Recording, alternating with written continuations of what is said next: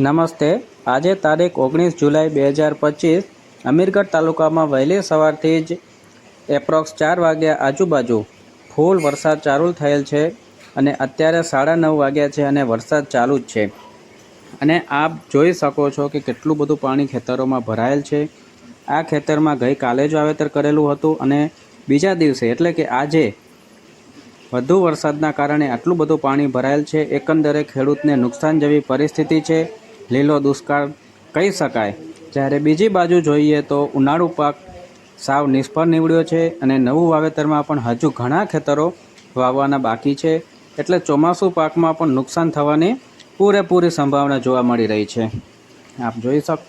આપણે જોઈ શકીએ છીએ કે આટલું બધું પાણી ખેતરમાં ભરાય તો પાકની શું હાલત થાય। તેથી જ બધા જ એગ્રોની દુકાન હોય કે ખેડૂતો હોય, આપણે એકબીજાને મદદ કરી અને સાથ સહકાર આપીએ। તેમજ જે ખેડૂત ભાઈઓને જે પણ કંઈ સામાન જોઈતો હોય ખેતી લગતો તો એકદમ રિઝનેબલ પ્રાઇઝમાં આપો એવી મારી સર્વ એગ્રો દુકાનવાળાને નમ્ર વિનંતી છે। અને